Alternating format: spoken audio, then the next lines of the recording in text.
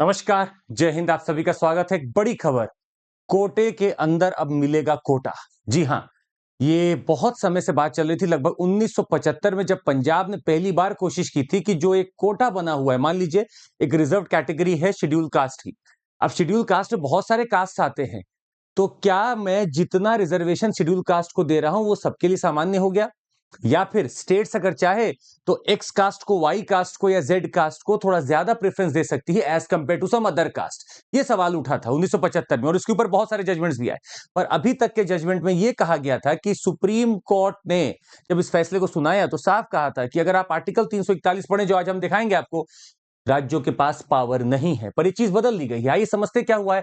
कोटे के अंदर कोटा, 7 जजेस का बेंच बनाया गया और ये बेंच ओवर रूल कर रहा है अपने प्रीवियस जजमेंट को। 6:1 का एक ये जजमेंट आ रहा है जिसमें जस्टिस बेला त्रिवेदी जी का एक अलग ओपिनियन आया है और बाकी सबका एक अलग ओपिनियन आया है। बाकी के 6 लोग एक बहुत बड़ी बात कहते हैं कि states are now empowered to make sub classification of scheduled caste and scheduled tribes. मतलब जो भी कोटा है उस कोटे में जरूरी नहीं कि हम सबको उसी कोटे में रखें। आप कोटे के अंदर कोटा बना दीजिए, जैसे कि कुछ कास्ट को आपने उसी 7.5 में से 3.5 इनके लिए रिजर्व कर दिया, 4 इनके लिए रिजर्व कर दिया, तो आप ये सब कैटेगराइजेशन अब कर सकते हैं। सवाल ये उठा कि इतना देर में ये क्यों हो रहा है, पहले हो जाना चाहिए था, क्या कुछ रोक रहा था? इतना समझने के लिए पहले हम आपको एक चीज भी बता दें। अगर आपको ऐसी ही चीजें डायनामिकली समझनी है तो आप हमारे साथ जुड़ सकते हैं। 15 महीने का कोर्स आप लेंगे, आपको पड़ेगा 29999 में, जिसमें कि आपको अनलिमिटेड एक्सेस है सारे वीडियोस का, सारे बैचेस का, सारे टेस्ट सीरीज का। और आप हमारे साथ जुड़ सकते हैं और क्लासेस ले सकते हैं। और सिर्फ क्लासेस नहीं, आप जी सकते हैं यूपीएससी को। सीएमसी कोड लगाकर आपको लेना, याद रखिएगा। अच्छा समझिएगा, हमने अपने कॉन्स्टिट्यूशन के आर्टिकल 341 को खंगालने की कोशिश की, जिसमें लिखा है साफ साफ आर्टिकल 341(1) एंड 341(2). आर्टिकल 341 में साफ लिखा हुआ है कि ये पावर मात्र और मात्र आपके स्टेट गवर्नमेंट क्या करेगा कि ministry of social justice and empowerment को प्रपोजल भेजेगा, जो रजिस्ट्रार जनरल से पूछेंगे, जो एनसीएसटी से पूछेंगे, जो कैबिनेट से पूछेंगे, जो प्रेसिडेंट को डायरेक्ट भेजेंगे कि हाँ आप ये लिस्ट बना दो। यही सेम केस होगा आपका शेड्यूल कास्ट की लिस्ट बनाने में, और यही सेम केस होगा शेड्यूल ट्राइब की लिस्ट बनाने में। मतलब यहां पे आप 341(1) यूज कर शेड्यूल कास्ट और शेड्यूल ट्राइब की लिस्ट बनाते हैं। इतना ही नहीं, आप अगर 341 का 2 पढ़ेंगे तो लिखा है only parliament is empowered to bring about effects और changes in the list that has been made. अभी जो लिस्ट 1 में बन चुकी है, इसको एम्पावर्ड है पार्लियामेंट मॉडिफाई करने में, ऑल्टर करने के लिए, वो भी कैसे? एक अमेंडमेंट से। इतनी बड़ी चीजें, अमेंडमेंट होगा, सब होगा, तो क्या राज्य सरकार के पावर है कि मैं कुछ और तुम बदल नहीं रहा हूं उसमें, पर मैं सब कैटेगराइजेशन कर देता हूं। मतलब मेरे पास अगर 7.5% का कोटा है तो मैं स्टेट गवर्नमेंट या राज्य सरकार ये कर सकती है कि मैं ABC को 2% दे दूं, मैं EFG को 2% दे दूं, मैं HIJ को 3% दे दूं, और मेरा कोटा पूरा 7.5 का कंज्यूम हो जाए।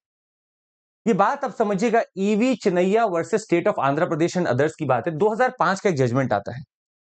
ये जजमेंट इसी चीज को दिखा रहा है जो पंजाब के केस में दिखाया गया था कि क्या हम अलग अलग सब कैटेगराइजेशन ऑफ कास्ट कर दें जिससे कि कुछ कास्ट को फायदा मिल जाए। साफ सुप्रीम कोर्ट ने कहा था कि सिर्फ पार्लियामेंट के पास पावर है to create and notify and modify schedule caste and schedule tribes का लिस्ट। सिर्फ और सिर्फ पार्लियामेंट के पास पावर है। अच्छा इतना ही नहीं, अगर आप 2020 का एक जजमेंट पढ़ेंगे तो कोशिश की गई थी कि 2005 के जजमेंट को पलट दिया जाए, पर चूंकि जजेस का जो बेंच था वो बिल्कुल बराबर था, इसीलिए आप ओवर रूल नहीं कर पाए। किसी भी जजमेंट को ओवर रूल अगर मुझे करना है तो आपको एक लार्जर बेंच बना के करना पड़ेगा प्रीवियस जजमेंट को ओवर रूल। 2020 में state of Punjab and others versus Davinder Singh and others के केस में सुप्रीम कोर्ट ने बोला, 5 जज बेंच थे जिन्होंने रूल किया, states could decide on the quantum of benefits in the list of scheduled caste, scheduled tribes already notified without tinkering with them। आप tinker मत करिए लिस्ट को। लिस्ट में मैं नया नाम डाल नहीं रहा हूं, मैं नाम निकाल नहीं रहा हूं, मैं उन्हीं नामों को बस प्रेफरेंस दे रहा हूं। तो मेरे पास शेड्यूल कास्ट की, अनुसूची जाति की, मान लीजिए अगर मेरे पास बना हुआ है तो मैं उसमें ना कुछ डाल रहा हूं ना मैं कुछ निकाल रहा हूं। और मैं कौन हूं? मैं राज्य सरकार हूं। पर मैं क्या कर सकता हूं? मैं इसी लिस्ट में प्रेफरेंस दे सकता हूं कि इन कास्ट को थोड़ा ज्यादा रिजर्वेशन दे दो, इनको थोड़ा कम दे दो, इनको थोड़ा सा और कम दे दो। मैं बस ये करने की बात कर रहा हूं। सवाल ये उठा कि फिलहाल हुआ क्या है। हमारे पास एक कॉन्स्टिट्यूशनल मैंडेट है, हमने पढ़ने की कोशिश की तो हमें आर्टिकल 16 का चौथा क्लॉज देखने का एक बड़ा भाग्य मिला जिसमें लिखा हुआ था कि it can make, who can make, the constitution says that state can make any provision for reservation in matters of promotion in favor of scheduled castes and scheduled tribes if they are not adequately represented in the services under the state. मतलब आप उनके लिए reserve कर सकते हो, तो constitutional mandate है state के पास कि वो रिजर्वेशन कर सके, पर वो अभी तक कर नहीं पा रहा था। अब स्वाभाविक सी बात है कि इस जजमेंट के बाद राज्य सरकारें अपने अपने हिसाब से शेड्यूल कास्ट और शेड्यूल ट्राइब को कहीं ना कहीं कोटा देने में अब शायद आगे आ पाएंगी। जैसे मान लीजिए उत्तर प्रदेश की बात करें तो उत्तर प्रदेश में अब शेड्यूल कास्ट की तो एक लिस्ट बनी होगी, उस लिस्ट को एक कोटा भी मिलता होगा, पर अब इस कोटे में भी मैं क्या कर रहा हूं, कोटे बना रहा हूं। जैसे अगर मुझे 15% कोटा देना है तो मैं क्या करूंगा, 5-5-10% या 5-5-5% का बना दिया, 5 या 10% का बना दिया। इससे क्या पता चला कि मैं इन कास्ट को अलग से सब कैटेगराइज करता हूं जिनको कंफर्म इतना मिलना चाहिए।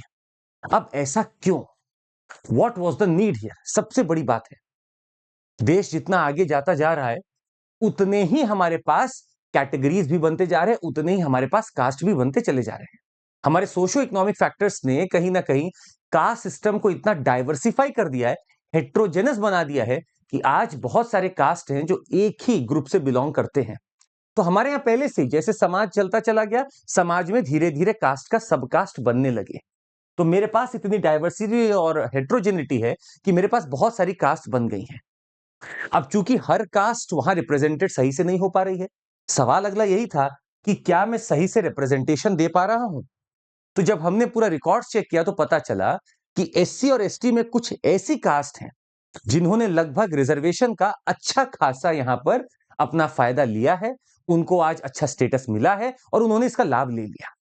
पर कुछ ऐसी कास्ट है उसी कैटेगरी, उसी लिस्ट में, जिनको कोई लाभ अभी तक भी नहीं मिला है उस प्रकार से कि वो अपने आप को रिप्रेजेंट अच्छे तौर पर कर पाए, या फिर जो रेस थी कि हम सबको एक पटल पर लेकर आ जाए वो अभी तक भी मुश्किल है, नहीं हो पाया है।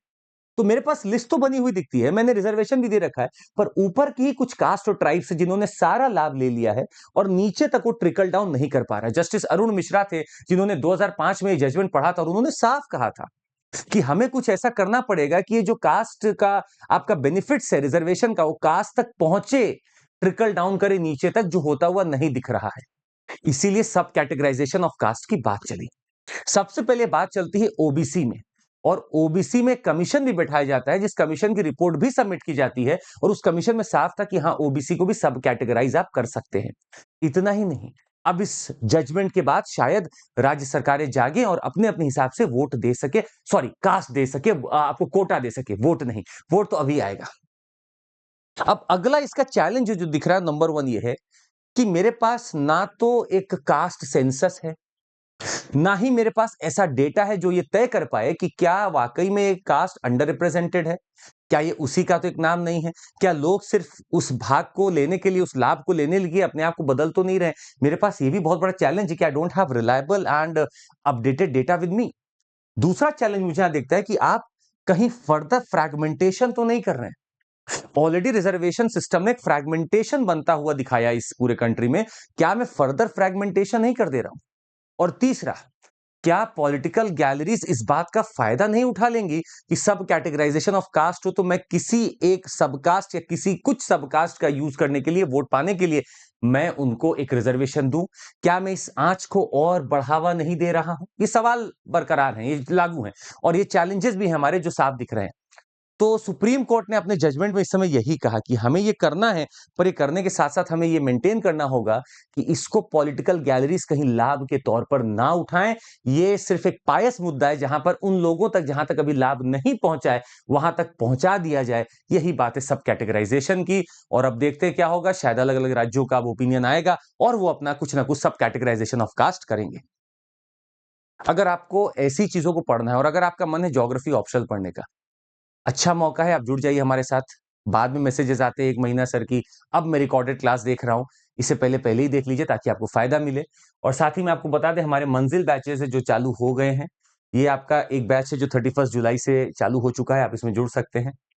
3 बैचेस बड़े इंपॉर्टेंट, इंग्लिश में अचीवर्स, इंग्लिश नीव में और शिखर हिंदी बैच में आप जुड़ सकते हैं। और आइकॉनिक सब्सक्रिप्शन आपका है जहां पर आप ऑफलाइन रिकॉर्डेड क्लासेस को भी आप देख सकते हैं, बहुत सारे आपको सुविधाएं मिलेंगी।